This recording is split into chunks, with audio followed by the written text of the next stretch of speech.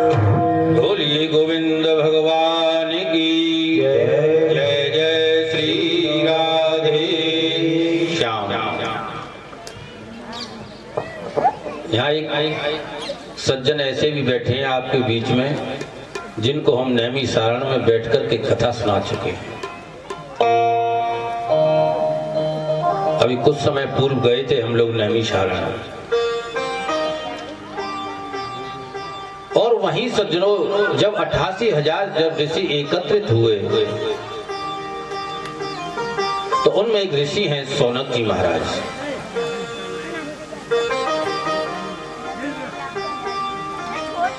उसी पवित्र नैमी सारण तीर्थ में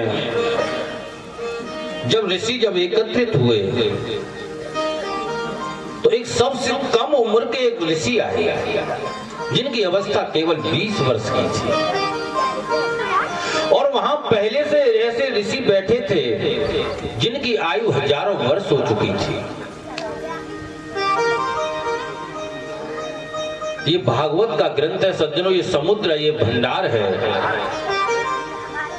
हम लोग भी बहुत आयु जी सकते हैं, लेकिन हम अपने समय को बर्बाद करते हैं, नष्ट करते हैं, इसलिए आयु कम रह जाती है। और वो ऋषि जब आए, उन ऋषि का नाम है श्री सूत जी महाराज।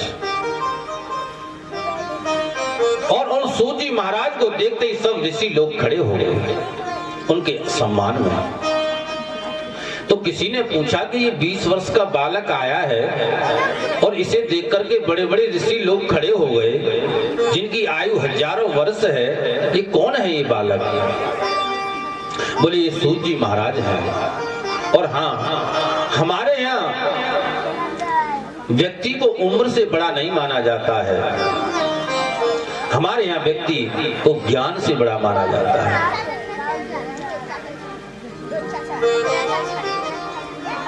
अब जैसे एक उदाहरण के लिए हमारा एक शिष्य है जो ये भी वैदिक मंत्र बोल रहा था, ये वेद में पुरस्कार प्राप्त कर चुका है, वेद पाठी है, वैदिक है। और शास्त्रों में लिखा है कि वेद पाठी ब्राह्मण को प्रणाम करने मात्र से संकट दूर हो जाता है, ग्रह समाप्त हो जाता है। तो हम इनकी आयु को प्रणाम नहीं करेंगे, हम इनके ज्ञान को प्रणाम करेंगे। जैसे कोई सामने से कोई महात्मा आ रहा हो और महात्मा में आपके दिल में महात्माओं के प्रति मान लो श्रद्धा नहीं है और आपको लगा कि महात्मा वैसा ही है कुछ, तो उसे दूर से प्रणाम कर लो, उसके ज्ञान को प्रणाम कर लो, आपका आने वाला संकट दूर हो जाएगा। रास्ते में आप जा रहे हैं, कहीं मंदिर पड़े आपको, चाहे वो टूटा मंदिर हो चाहे छोटा मंदिर हो, उसे आप प्रणाम कर लो, आपका आने वाला संकट दूर हो जाएगा। ये मैं नहीं, ज्योतिष शास्त्र कहता है। वेद पाठी ब्राह्मण को, संत को और मंदिर को प्रणाम करने मात्र से व्यक्ति का आने वाला संकट दूर हो जाता है। इसलिए सब ऋषियों ने खड़े होकर के सूत जी महाराज का आदर किया और प्रणाम किया। और सौनक जी ने प्रश्न किया सूत जी महाराज से। और सज्जनों, इस कथा को आप इसलिए ध्यान पूर्वक सुनो कि सौनक जी जो भी सूत जी से पूछना चाहते हैं वो तुम्हारे कल्याण के लिए पूछना चाहते हैं, ना कि वो अपने कल्याण के लिए, वो समस्त जगत के कल्याण के लिए पूछते हैं। तब सौनक जी ने कहा सूत जी महाराज से कि अज्ञान ध्वांत विध्वंस कोटि सूर्य समप्रभ सूताख्यायी कथा सारम मम करण रसायन। हे सूत जी महाराज, अज्ञान ध्वंत विध्वंस, मैंने क्या कहा अभी आपसे? हमारे जीवन में जो सबसे बड़ा दुखों का कारण है वो अज्ञान है। तो सबसे पहले प्रहार सौनक जी ने अज्ञान पे ही किया। बोले महाराज अज्ञानध्वांत विध्वंस कोटि सूर्य समप्रभा। कोट कहते हैं करोड़ों को। बोले हे सूत जी महाराज, आप अज्ञान रूपी अंधकार को नष्ट करने के लिए करोड़ों सूर्यों के समान हैं। एक सूर्य का तो हम तेज सहन कर नहीं पाते, तो सोचो करोड़ों सूर्यों का तेज कितना होता होगा। सौनक जी कहते हैं कि आप करोड़ों सूर्यों के समान हैं अज्ञान रूपी अंधकार को समाप्त करने के लिए। और सूताख्यायी कथा सारम, हे सूत जी महाराज हमें कुछ कथा सुनाओ। और बोले सौनक जी, बोले कथा मत सुनाना हमको, कथाएं तो आजकल बहुत हो रही हैं, जगह जगह हो रही हैं। बोले फिर? बोले कथा सारम, बोले कथा का जो सार है उसे आप हमें सुनाना। मम कर्ण रसायनम, कर्ण कहते हैं कान को, और ऐसी कथा सुनाना सूत जी महाराज। रसायन कहते हैं अमृत को। बोले हमारे कानों में अमृत की तरह घुल जाए, अमृत के समान हमें लगे, ऐसी आप हमें कथा सुनाओ।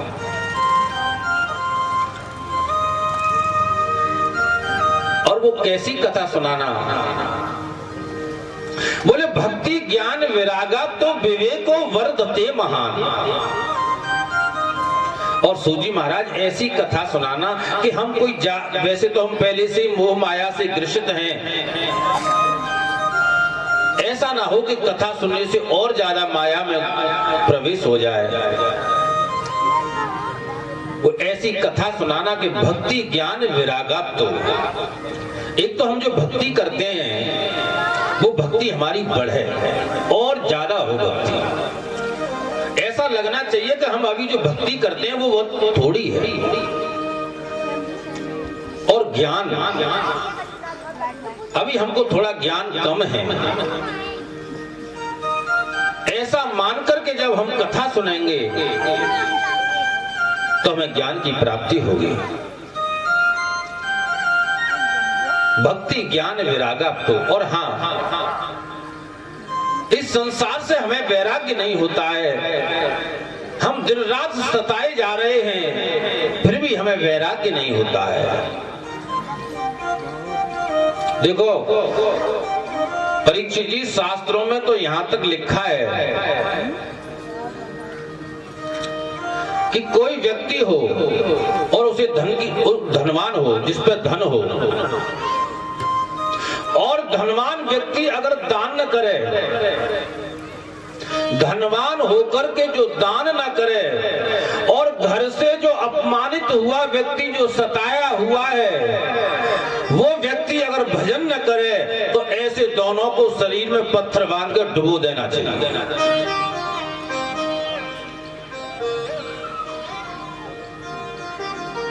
आज अपमान सहन कर कर के घर में पड़े, घर छोड़ नहीं सकते क्योंकि मोह है। पुत्र रोज अपमान करता है फिर भी घर नहीं छोड़ सकते क्योंकि मोह है। और मोह का दूसरा नाम दुख है। अगर हम मोह करेंगे तो दुख तो हमको जरूर उठाना पड़ेगा। नीति तो कहती है कि जहां तुम्हारा सम्मान न हो उस स्थान का त्याग कर दो। जो व्यक्ति तुम्हारा आदर न करता हो उसका त्याग कर दो।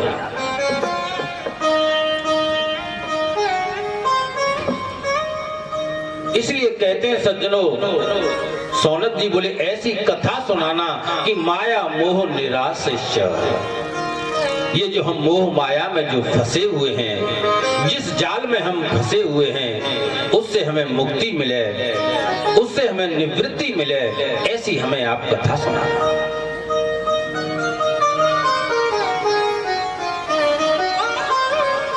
सौनक जी कहते ईय घोरे कलौ प्रायो जीवा शाश्वताम गतः। ईय कहते हैं इसको, ये माने यह है, और घोर कहते हैं बहुत ज्यादा।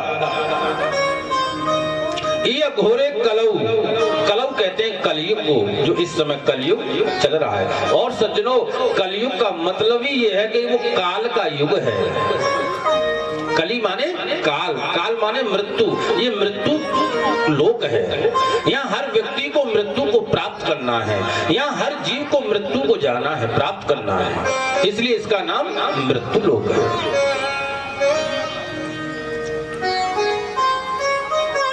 तो कहते हैं ये घोरे, बोले इस कलयुग में प्रायो जीवा शाश्वताम गतः, ये जो जीव है ये असुर हो गया है, राक्षस बन गया है। जो काम राक्षस करते थे आज वो ये जीव कर रहा है।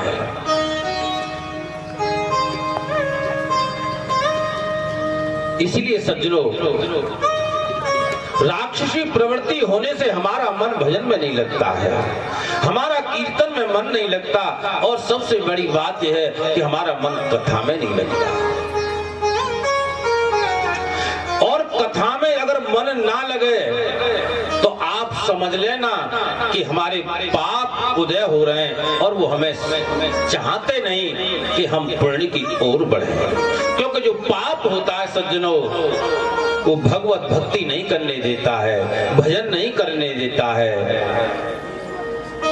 आपने देखा होगा कि आप 20 घंटा कहीं भी खाली समय बिता सकते हो बातों में, लेकिन माला लेके बैठो अभी थोड़ी देर भजन करने, तुरंत मन आपका इधर उधर दौड़ने लग जाएगा और ये लगेगा कि हमने बहुत देर भजन कर लिया।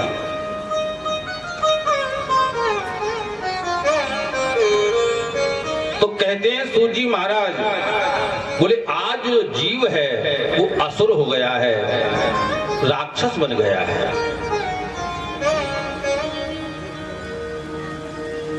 शास्त्रों में तो लिखा है सज्जनों,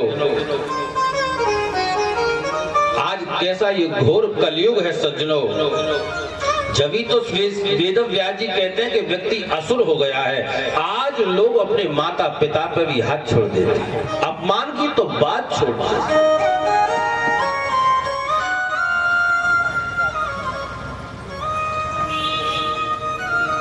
आप सोचिए, क्या वो राक्षस नहीं है जो अपने माता पिता का अपमान करते हैं? इसलिए सज्जनों, अपमान तो हमें किसी का ही नहीं करना चाहिए। और समझ लो कि जो व्यक्ति माता पिता संत और गुरु का अपमान करता हो, समझ लेना उसके विनाश का समय नजदीक आ गया है। उसका कोई उसे बचाने वाला इस पृथ्वी पर है ही नहीं। अब उसे कोई बचा ही नहीं सकता, उसे तो नरक जाना ही है, उसकी तो दुर्गति होनी ही है।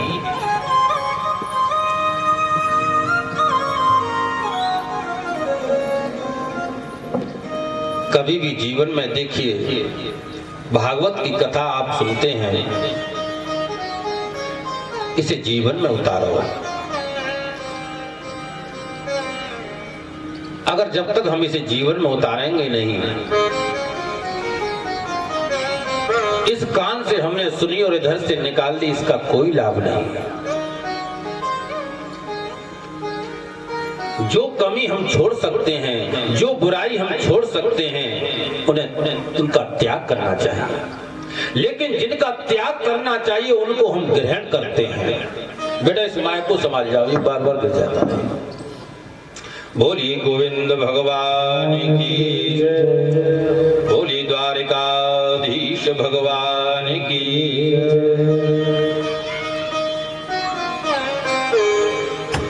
तो सज्जनों,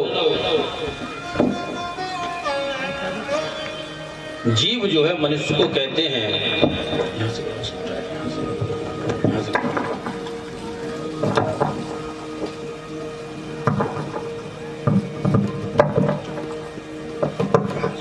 बोलिए गोविंद भगवान की जय।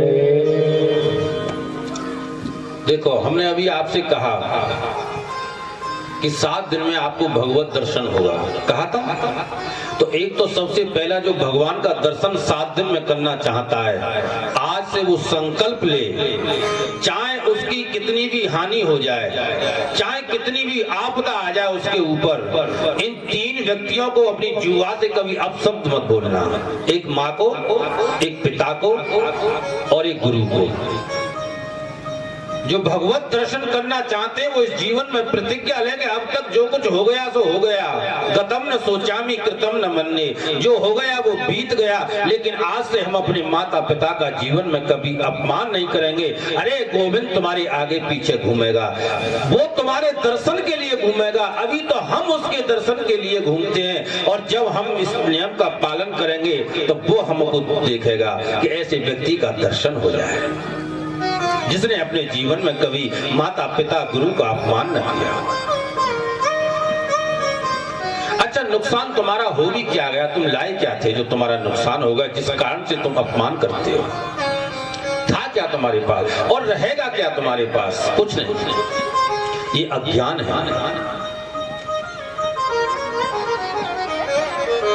कहते हैं कि ये घोरे कलऊ प्रायो जीवा शास्त्रताम गता, कि आज जो जीव है वो असुर हो गया है।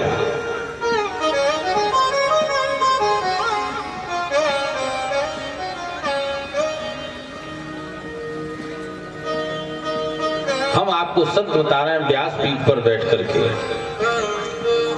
हमारे पास कई लोग ऐसे आते हैं कि गुरुजी आज हमारे पुत्र ने हमारे ऊपर हाथ छोड़ दिया। मैं ये सोचता हूं कि ये कौन से लोग हैं, ये आते कहां से हैं, ये पृथ्वी पर कौन से लोग से आते हैं, ये खाते क्या हैं जिनकी बुद्धि इतनी नष्ट हो जाती है।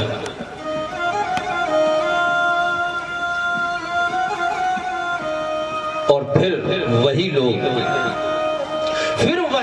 ज्योतिषियों के पास जाते हैं, फिर वही लोग तांत्रिकों के पास जाते हैं, बोले